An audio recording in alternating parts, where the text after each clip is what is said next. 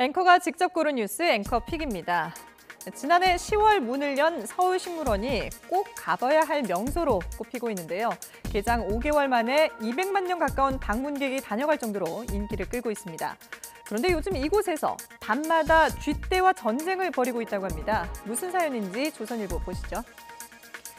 매일 오후 6시 폐장 후 인적이 끊기면 쥐들이 식물원에 출몰합니다. 최근에는 방문객이 붐비는 낮에도 대범하게 모습을 드러내 민원이 들어오기도 했는데요.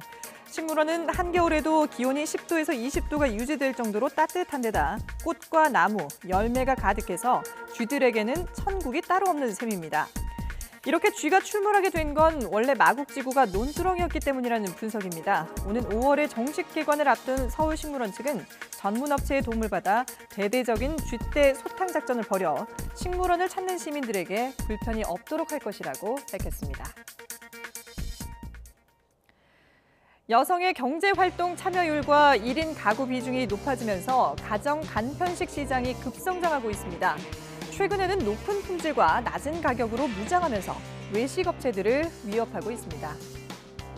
지난해 가정 간편식 시장 규모는 2조 1,900억 원으로 2011년에 비해서 2배가량 성장했습니다.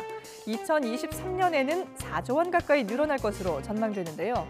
시장이 이렇게 폭발적인 성장을 할 수 있었던 비결 가운데 하나는 바로 제품 혁신입니다.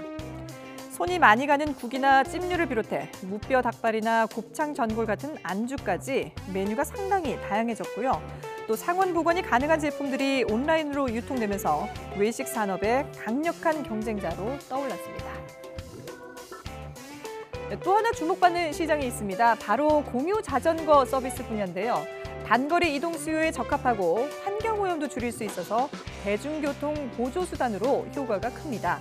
여기에 카카오 모빌리티와 소카가 뛰어들면서 시장이 더 커질 것으로 기대되는데요. 한겨레신문 보시죠.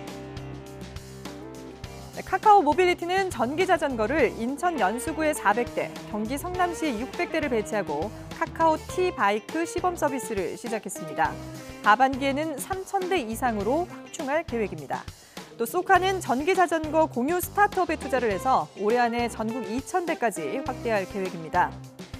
하지만 과제도 있습니다. 자전거 주차와 관리가 제대로 이루어져야 하고 안전 문제도 상당히 중요한데요. 전기 자전거는 차도와 자전거 전용 도로를 모두 운행할 수 있어 사고가 발생하면 피해가 적지 않기 때문입니다. 전문가들은 이런 과제를 해결하기 위해 업계와 정부 그리고 지자체가 함께 모여서 사회적인 합의를 만들 필요가 있다고 조언하고 있습니다. 지금까지 앵커가 직접 고른 뉴스 앵커픽이었습니다.